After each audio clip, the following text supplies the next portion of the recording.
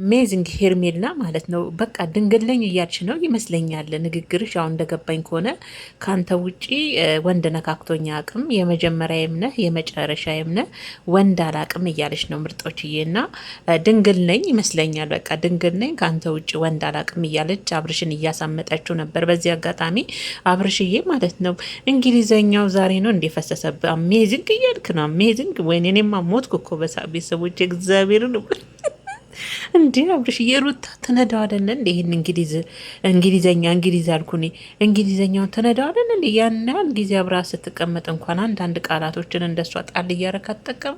ዛሬ ደግሞ አሜዚንግ በስቷል ማለት ነው። እና በነገራችን ላይ ማለት ነው አብርሽ ሁለ ነገር ኩረጃክ ማለት ነው ከሩታ ነው። በቃ ለሩታ የገዛህላትን አይነት ቀሚስ ነው ሁኔታ ሁሉ ነገር በቃ ለሩታ ሲያረግላት የነበረውን በቃ ኮፒ የለም ያንን ነው እያመጣለ ሄርሜላ ዛሬ ዝም ብዬ ሳየው የገረመኝና ዛሬ ደግሞ የራት ግብዣው በቀሚስ ነው። በነገራችን ላይ የራት ግብዣ ራት ለሄርሜላ ጋበዝኳት አለ። ምን አክስትና የአክስት ልጅና ወንድም ናቸው የጋበዟችሁ?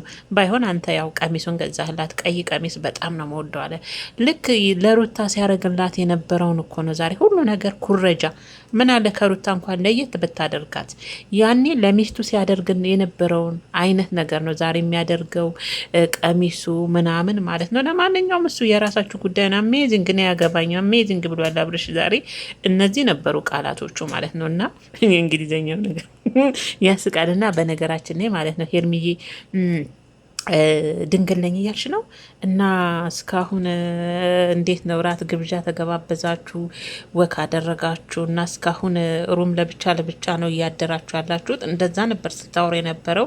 እንዴት ነው አልጋው ተመቸሽ ወይ ምናምን? ለእኛ እኮ ነው የሚያስመስሉት። እነሱ እኮ እዛ የሌሊት ጨዋታቸውን ሲጫወቱ ነው የምር ቤተሰቦች የሚያድሉት። ለእኛ ግን ለማስመሰል ብቻ ለብቻ ራት ተገባብዘው ከዛ ወክ አደረጉ ከዛ ተለያዩ ብሎ ኦዲየንሱ እንዲያስብ ነው የሚፈልጉት ማለት ነው። እና ሄርሜላ ደግሞ በዚህ አጋጣሚ ያው ድንግል ነኝ አለች። ያው ከኦዲየንሱም ከራሱም የመጣለትን ጥያቄ ጠይቋት ነበረ።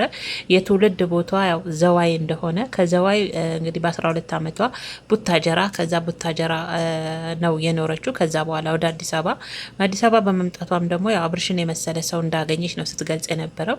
ለሱም ደግሞ ፍቅሯን ስትገልጽለት ነበረ በሚገርም ሁኔታ ማለት ነው። ቤተሰቦች ቤት ምን ደግሞ ባዶ እኮ ነው እንትኑ ራሱ ራት የጋበዛት ፓስታ በእርግጥ ጾም ነው፣ ግን የጋበዛት ሆቴል ራሱ ባዶ ነው። በቃ ጭር ባለው ሁኔታ ነበረ ጋዜጠኛው አብርሽ ኢንተርቪው ሲያደርጋት የነበረው ሄርሜላን ማለት ነው። እና እሷም ደግሞ እሱም በማግኘቷ ምን ያህል አዲስ አበባ በመምጣቷና ከልጅነቷ ጀምሮ የምትስለው አይነት ወንድ እንደሆነ አብርሽ ወይኔ ሄርሜላ እንደሆነ ዛሬ እንደ እየሳኩ ነበር ለታምር ብዬ ሳዳምጣቸው የነበረው እግዚአብሔርን ነው የምላችሁ። እና ከልጅነቷ ገና ትንሽ ልጅ እያለች የምትስለው እንደ አብርሽ አይነት እንደ ከልጅነትሽ የምትስዩና የምትፈልጊ ወንድ አብርሽ አይነት ከሆነ ታዲያ ድንግል አይደለሽማ። እናንቺ ግን ሁኔታሽ ያው የመጨረሻም የመጀመሪያም እንዲሆንልኝ ምኞቴ ነው። ሙሉ ነኝ እያለች ነው ምርጦች፣ ድንግል ነኝ እያለች ነው። አቤት አቤት አቤት! ተቀደደች፣ ተተረተረች። እሱን አናውቅም።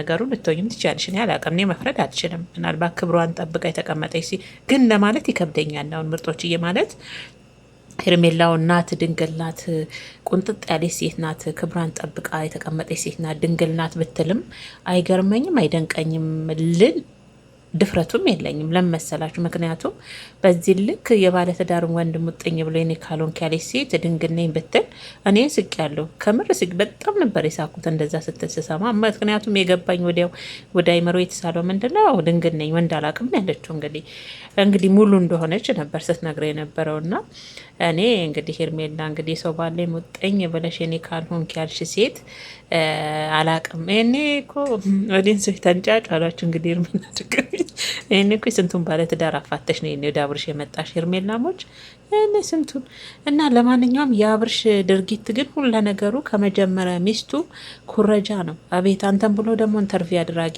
የተወለድሽ የት ነው? እስከ ስንት ተማርሽ? ከዘዋይ እስከ ቡታጀራ ከቡታጀራ ዙረቷን አዲስ አበባ ነው ያደረገችው። እግሯ ያረፈው አዲስ አበባ ነው ማለት ነውና አብርሽን የመሰለ ሰው በማግኘቷ እድለኛ እንደሆነችና ፍቅሯንም በሚገርም ሁኔታ ስትገልጽለት ነበረ። ከዛ በኋላ እንግዲህ ወክን ብላ ነበረ የመጨረሻው እንግዲህ ማለት ነው ምርጦችዬ። በዚህ አጋጣሚ ሄርሚ ግን ማለት ነው ከምር አንዳንዶቻችሁ ደግሞ ማለት ሽማግሌ ላክ በቃ አብርሽ እያላችሁ ወይኔ ዘንድሮ እኔ እኮ ማለት ነው የኮሜንቶች ማሽቃበጥ እንዴት እንደሚያስቀኝ። ግማሾቻችሁ ደግሞ ገዳም ሂዱ የምትሉ አላችሁ። አብርሽ እኮ ክርስቲያን አይመስለኝ ጴንጤ መሰለኝ። በነገራችን ይቅርታ፣ እኔ ምንም ይሆን እምነቱ አያገባኝም፣ ግን ገዳም ሂዱ እያላችሁ ነበረ። እኔ አብርሽን እንግዲህ በቤተ ክርስቲያን አይቼው አላቅም። ባይሆን ጴንጤ መስሉኛል፣ እንደ ቡዜ ጴንጤ መሰሉኝ። እና ባይሆን እሷ ኦርቶዶክስ ናት። እና ያው ለ7 ቀን ገዳም ሂዱና ምቀኛ ጠላቶቻችሁ ይጥፉላችሁ። ገዳም ምቀኛና ጠላትን ለማጥፋት ነው ወደ ገዳም የሚካሄደው። እንደዛ ነው እንዲ ምርጦች፣ እንደዛ የምትሉ አላችሁ። ሽማግሌ ላክ የምትሉም አላችሁ።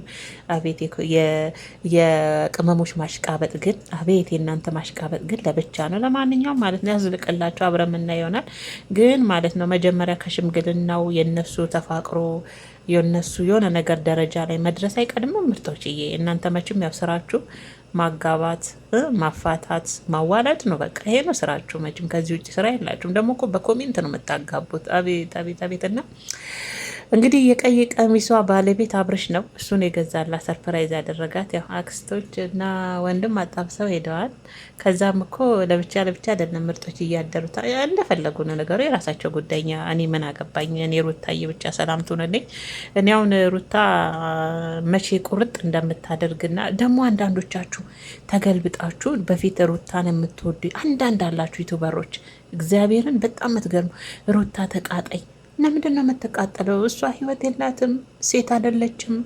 በጣም የምትገርሙኝ ግን ውስጥ ገብቼ እናንተ ማዳመጥ ትዘጉኛላችሁ። ጌታ ለመሰላችሁ ትናንትና እያንዳንድሽ ደግሞ ወልደሻል፣ የወለድሽ ነሽ። በተለይ እንደዚህ የምትይው እኔ ምንም አይደለም፣ የወለድሽ ነሽ። ሩታ ተቃጣይ፣ ሄርሜላና አብርሽ አንድ ላይ አደሩ እያላችሁ ቪዲዮ መሰሩ ዩቱበሮች፣ ትንሽ ከፍ ተለቅ ያላችሁ ስማችሁ መጥራት አልፈልግም፣ ግን ወልደሻል።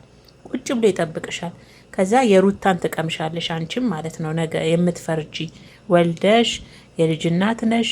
ከዛ ባለትዳር ይሆንሽ። ከዛውን ሩታን ተቃጠይ ብለሽ ምጽፊ ድል ሄርሜላ የምትይ ሁሉ ታገኘዋለሽ። ምንም ማለት አይደለም። የእውነት በጣም ገርማችሁ፣ ግን ገብቻ አላዳምጣችሁም። እንደው ግርም ስለምትሉኝ ከሁኔታችሁ ምን ያቃጥላታል? ሩታ እኮ ከፈለገች ሩታ ብቴ ብዙ የሚጎዘጉዘላት አለ። ግን እንደ አብርሽ አይደለችም። ህይወትን በምን አይነት መንገድ ማስቀጠል መምራት እንዳለባት ጠንቅቃ የምታቅናት፣ ውሃ ቅዳ ውሃ መልስ አይነት ሴት አይደለችም። ሩታ ማለት ክብሯን የጠበቀች ናት። እንደ አብርሽ ክብሯን ያወረደች ወይም ደግሞ እንደ ሄርሜላ ክብሯን የሰቀለች ሴት አይደለችም። አብርሽ የሚያደርገውንና ሄርሜላ የምታደርገውን ማድረግ ያቃታት ይመስላችኋል እንዴ? ሩታ አይደለም። አትሳሳቱ፣ የምር አትሳሳቱ። ይሄን ማድረግ በፍጹም ሩታ አያቃታትም። ግን ክብር የሚባል ነገር አለ ምርጦችዬ። ክብር፣ የሴትነት ክብር፣ የቤተሰብ ክብር የሚባል ነገር አለ። ያንን ጠብቃ መጓዝ የምትፈልግ ለልጇ መኖር የምትፈልግ ነገ ለልጇ ምን አይነት ታሪክ ማስቀመጥ አለብኝ እንጂ አሁን እሱና እሷ እንደሆኑት መሆን አቅቷት ነው። ያ ታሪክ ግን ለልጇ ይቀመጣል ሲያድግ። ያንን አይነት ሴት መሆን አትፈልግም።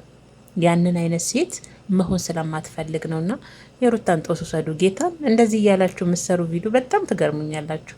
ያሁን ደግሞ ቤተሰብ የመሰረታችሁ ያገባችሁ፣ ወለዳችሁ ትልልቆች ከእናንተ የማይጠበቅ በጣም ነው የምትደብሩት። እና ስነ ስርዓታችሁን ያዙ። የእውነት አይናችሁን ከሩታ ላንሱ። ለምን እንደ አብርሽ ያልተንዘላዘለችም ነው? አሁን የአብርሽ ድል መሆኑ ነው? የአብርሽ አሁን ፍቅር መሆኑ ነው? ወልዶ እዛ ጋር ጥሎ ሌላ ሴት ላይ መንጠልጠል። ልጁ እንኳን 2-3 ዓመት ሳይሆነው የ6 ወር ልጅ ጥሎ እዛም እግርን መወርወር ወይም ደግሞ እዛም መማገጥ፣ ይሄ ጀግንነት ነው? ያንቺ ባል ቢሆን ያደረገው ደስ ይልሽ ነበረ? ያንቺ ባል ቢሆን ማለት ነው። ያው ማንም ሰው መቼም ምንድነው የአፉን ፍሬ ይበላል ይባላልና ሁልሽም የአፍሽን ፍሬ ትበያዋለሽ። የአፍሽን ፍሬ ትበያዋለሽ። የጊዜ ጉዳይ ነው ማለት ነው ነገሩ። ያው የአንድን ሰው ህመም እንዲገባችሁ በዛ ሰው ጫማ ውስጥ መሆን ይጠበቅባችኋል።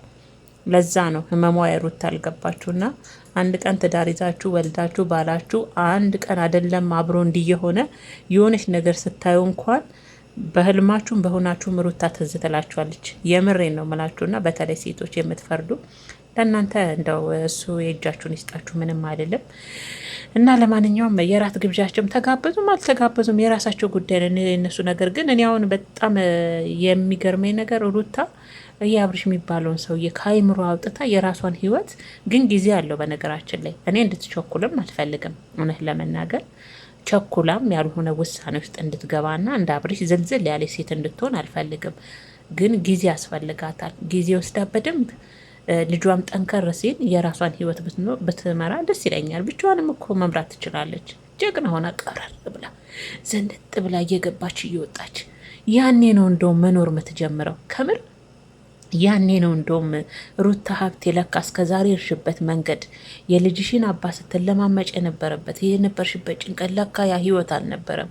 አሁን ነው እየኖርኩ ያለሁት የምትለው እንደውም ሩታ ለእኔ ብቻዋን ዝንጥ ብላ ከልጇ ጋር እየወጣች እየገባች ዘና እያለች እግዚአብሔርን ቤተክርስቲያን እየሄደች ቀሚሷን ልበስ እያደረገች በቃ ቅርቅር አርጋ አንገቷን ብትኖር ያኔ ነው እግዚአብሔርን የኑሮን መጣፈጥ የምታውቀው። ራሱ ለእኔ እንደዛ ቢሆን ደስ ይለኛል። ግን ያው ብዙዎቻችሁ እሷም የራሷ ህይወት ያስፈልጋታል እያላችሁ ነው። ህይወት ማለት እኮ ምርጦችዬ ከአንዱ ሰው ወደ አንድ ሰው መሄድ አይደለም። ወይም ደግሞ ያኛው ሰው ሄደና ሌላ ሰው በህይወቷ የበለጠ እኮ የሆነ ነገር ውስብስብ ይላል እንደዚህ አይነት ነገርና ለማንኛውም ሩታዬም ያው የራሷ ህይወት በቅርቡ ይኖራታል። ወጣም ወረደም ግን እንዲቆርጥላት ጸልዩ፣ ከምር ጸልዩ። ከአብርሽ እንዲቆርጥላት በቃ እንዴት ቢሆን ነው ከሩታ ልብ ውስጥ አብርሽ ቁርጥ አድርጎ የሚወጣላት? የምር አልቆረጠላትም እኮ አሁንም ሳያት ከአብርሽ አልቆረጠላትም። እና እኔ ግን ቢቆርጥላት ደስ ይለኛል። እግዚአብሔርን ነው የምላችሁ። በቃ ቁርጥ ቢያደርግላት ሁለተኛ እንደው ስሙን ራሱ ባታነሳ በቃ ትውት እርግፍ ደግሞ እነዳኑ ያሉ እንጂ እሱ እንዲፈልግሽ እሱ ወደ አንቺ እንዲሳብ እንደዚህ አድርጊ በቪዲዮ ማስረጃ እየሰጡ የሚሰሩ ሲያስጠሉ ትናንት አይቻቸዋለሁ። በነገራችን ላይ ሜሪና ዳኒ ግን ቪዲዮ አልሰራውባቸውም።